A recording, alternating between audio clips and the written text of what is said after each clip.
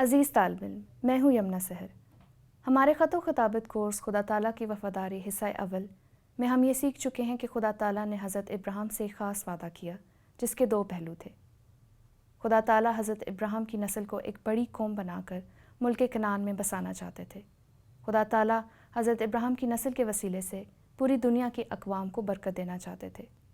گزشتہ کورس میں ہم یہ سیکھ چکے ہیں کہ کس طرح سے خدا تعالیٰ نے آل ابراہیم یعنی بنی اسرائیل کو ملک مصر کی غلامی سے نکال کر ملک کنعان میں آباد کیا، اپنے اس وعدے کے مطابق جو اس نے بنی اسرائیل کے باپ دادا حضرت ابراہیم، حضرت اسحاق اور حضرت یعقوب سے کیا تھا۔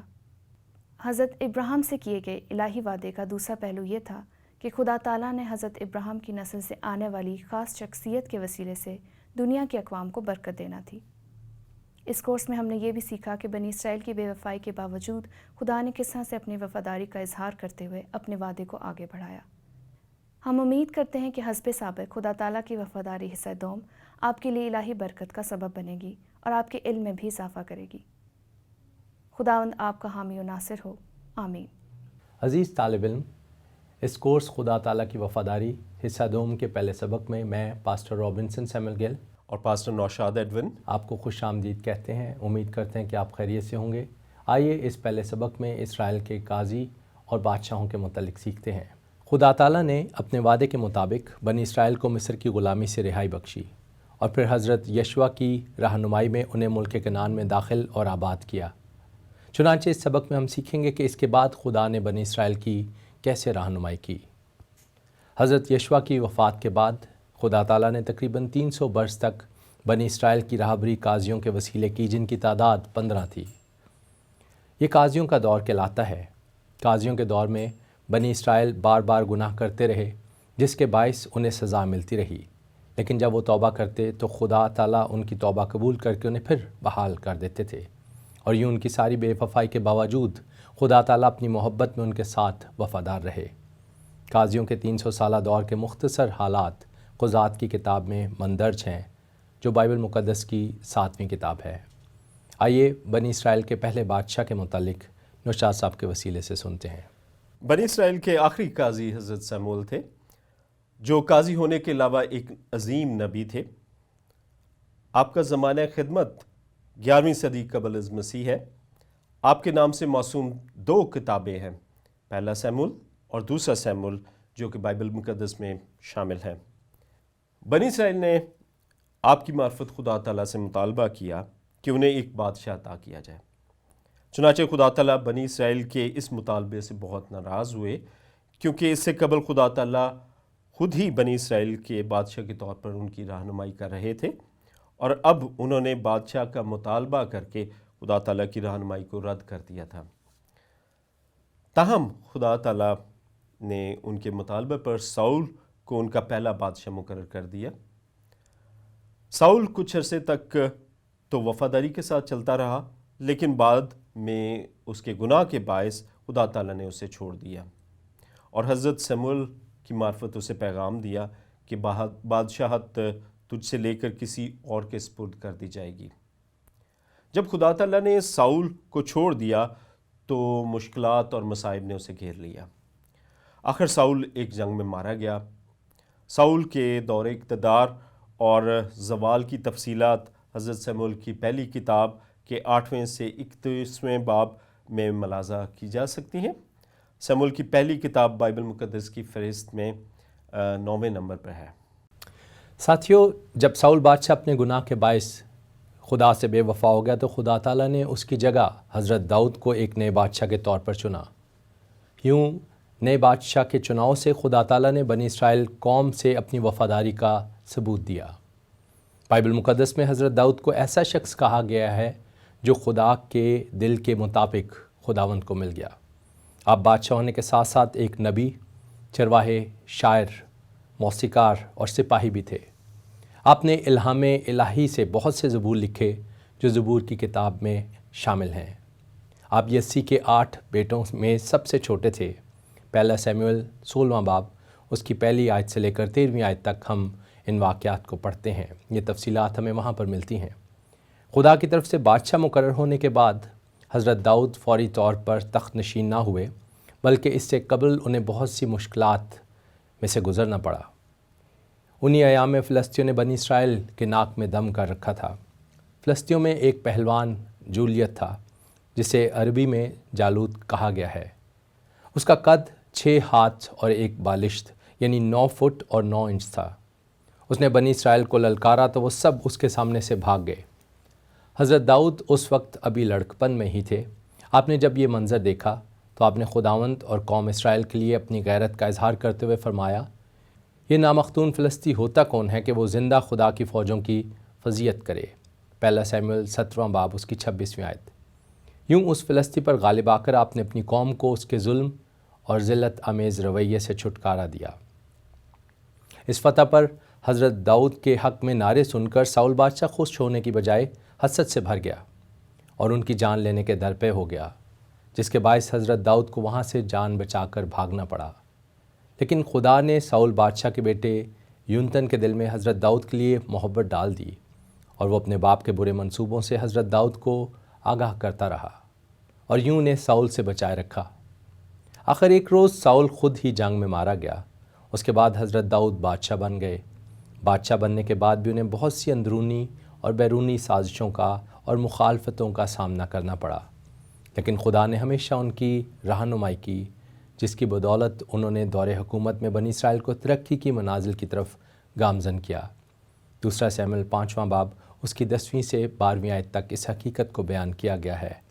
बाइबल मुक़द्दस बयान करती है कि ये सारी फ़तह और कामयाबी उन्हें खुदा की वफ़ादारी और साथ की बदौलत हासिल हुई। हज़रत दाऊद अगरचे एक बरगज़ीदा बादशाह और नबी थे, तो भी इंसान होते हुए उनसे एक ऐसा फ़ेल सरज़द हुआ जिसके लिए आपको बहुत ज़्यादा पछताना पड़ा और रो रो कर खुदा से माफ़ी मांगनी पड़ी। खुदा ताला आपसे बहुत नाराज़ हुए और हज़रत नातन नबी की मार्फत पैगाम दिया, सो तूने क्यों खुदावंद की बात की तहकीर करके उसके हुजूर बदी की? तूने हत्ती उरिया को तलवार से मारा और उसकी बीवी ले ली ताकि वो तेरी बीवी बनाए। दूसरा शमूएल उसका 9 बाब उसकी 12वीं आयत में हमें ये मिलता है वाक़या। आपने जो ही अपने ख़िलाफ़ खुदा का कलाम सुना तो फ़ौरन खुदा के हुजूर सिजदा रेज़ होकर इकरार किया, मैं अपनी ख़ताओं को मानता हूँ और मेरा गुनाह हमेशा मेरे सामने है। मैंने फ़क़्त तेरा ही गुनाह किया है और वो काम किया है जो तेरी नज़र में बुरा है, ताकि तू अपनी बातों में रास्त ठहरे और अपनी अदालत में बेआयब रहे। ज़बूर की किताब उसके 51 बाब में हम उसकी 3री और 4थी आयत में ये पढ़ते हैं, मेरी बदी को मुझसे धो डाल और मेरे गुनाह से मुझे पाक कर। ज़बूर 51 उसकी 2 आयत। आपका इकरार सुनकर हज़रत नातन नबी ने बाद में आपको खुदावंद की तरफ से माफ़ी का पैगाम यूँ दिया, खुदावंद ने भी तेरा गुनाह बख्शा, तू मरेगा नहीं। दूसरा शमूएल उसका 12वां बाब और उसकी 13वीं आयत। गुज़श्ता इस बात में हम सीख चुके हैं कि अक़वाम आलम को बरकत देने के लिए खुदा ताला ने एक मुक़द्दस हस्ती को इस दुनिया में भेजने का वादा किया था। सबसे पहले खुदा ताला ने उनके बारे में फरमाया कि वो औरत की नस्ल से होगा और बाद में ये फरमाया कि वो इब्राहिम और इसहाक और याकूब की नस्ल से होगा। फिर हज़रत मूसा उनके बारे में ख़बर देते हैं कि वो बनी इसराइल में से होगा। इसी तरह हज़रत दाऊद उनके बारे में पेशनगोई करते हुए नज़र आते हैं। जी रबिन साहब, आप तालिब इल्म को उन पेशनगोइयों के मुतल्लिक़ बताइए जो उस आने वाली हस्ती के मुतल्लिक़ थी। हज़रत दाऊद उस आने वाली मुक़द्दस हस्ती के लिए बहुत से ख़ताबात इस्तेमाल करते हैं। आने वाली मुक़द्दस हस्ती के लिए हज़रत दाऊद सबसे पहला ख़ताब मसीह इस्तेमाल करते हैं। आप फरमाते हैं, खुदावंद और उसके मसीह के ख़िलाफ़ ज़मीन के बादशाह सफ़ाराई करके और हाकिम आपस में मशवरा करके कहते हैं, आओ हम उनके बंधन तोड़ डालें और उनकी रस्सियाँ अपने ऊपर से उतार फेंकें। दूसरा ज़बूर उसकी 2री आयत। हज़रत दाऊद उस मुक़द्दस हस्ती के बारे में दूसरा ख़ताब मेरा खुदावंद इस्तेमाल करते हैं। इस हवाले से आप यूँ फरमाते हैं, यहोवा यानी खुदा ने मेरे खुदावंद से कहा, तू मेरे दाहिने हाथ बैठ जब तक कि मैं तेरे दुश्मनों को तेरे पाँव की चौकी ना कर दूँ। ज़बूर 110 उसकी पहली आयत। खुदावंद से मुराद आका या मौला है। यही ख़ताब खुदा ताला के लिए भी इस्तेमाल होता है। इसी तरह हज़रत दाऊद अल-मसीह के लिए तीसरा ख़ताब मेरा बादशाह इस्तेमाल करते हैं, और इस हवाले से आप फरमाते हैं, मैं तो अपने बादशाह को अपने कोई मुक़द्दस सहून पर बिठा चुका हूँ। दूसरा ज़बूर उसकी 6 आयत। चौथा ख़ताब अबदी काहिन इस्तेमाल करते हैं। इस हवाले से आप फरमाते हैं, खुदावंद ने कसम खाई है और फिरेगा नहीं कि तू मलके सिदक के तौर पर अबद तक काहिन है। ज़बूर 110 उसकी 4 आयत। यहूदियों के मजहबी रहनुमा काहिन कहलाते थे। वो कौम के लिए खुदा के हुजूर कुर्बानी चढ़ाकर कौम की शफायत करते थे। यहाँ काहिन से मुराद खुदा के हुजूर शफायत करने वाला है। जब हज़रत दाऊद अल-मसीह को अबदी काहिन कहते हैं तो उनके नज़दीक अल-मसीह अबदी शाफ़े या शफायत कुनंदा हैं। वो मुक़द्दस हस्ती जिसका वादा खुदा ने हज़रत इब्राहिम, इसहाक और याकूब से किया था। फिर हज़रत मूसा ने उसके बारे में फ़रमाया कि वो मेरी मानंद होगा, और अब हज़रत दाऊद उसी मुक़द्दस हस्ती को मसीह, मेरा खुदावंद और अबदी काहिन के अलकाब से याद करते हैं। खुदा ने नात नबी के वसीले से हज़रत दाऊद से फरमाया, और तेरा घर और तेरी सल्तनत सदा बनी रहेगी, तेरा तख्त हमेशा के लिए कायम किया जाएगा। दूसरा शमूएल उसका 7वां बाब और उसकी 16वीं आयत हम देखते हैं। लेकिन हज़रत दाऊद और उसका बेटा हज़रत सुलेमान भी अपने वक्त के मुताबिक इस दुनिया से कूच फरमा गए, और दुनियावी लिहाज से उनका तख्त जो है वो भी ख़त्म हो गया। सवाल पैदा होता है कि खुदा का वादा कहाँ गया। दरअसल खुदा ताला हज़रत दाऊद की नस्ल से आने वाली मुक़द्दस हस्ती अल-मसीह के वसीले से अपने इस वादा को पूरा करने को थे। इस बात की समझ हमें उस वक्त आती है जब हम हज़रत दाऊद की एक और पेशनगोई पर गौर करते हैं।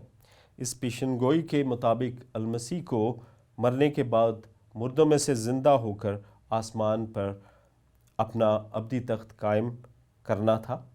इस पेशनगोई के ताल्लुक़ से हज़रत दाऊद नबी यूँ फरमाते हैं, क्योंकि तू ना मेरी जान को पाताल में रहने देगा, ना अपने मुक़द्दस को सड़ने देगा।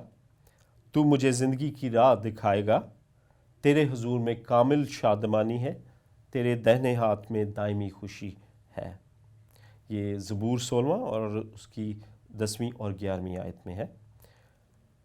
यहोवा यानी खुदा ने मेरे खुदावंद से कहा, तू मेरे दाहिने हाथ बैठ। ज़बूर 110 उसकी पहली आयत। चुनांचे हज़रत दाऊद अल-मसीह की पैदाइश से 1000 साल कबल पेशीन गोई के तौर पर बयान करते हैं कि आप मरेंगे, लेकिन आपका जिस्म गलने सड़ने ना पाएगा, बल्कि आप दोबारा ज़िंदा होकर आसमान पर उठाए जाएंगे और यूं खुदा के दाहिने हाथ बैठेंगे।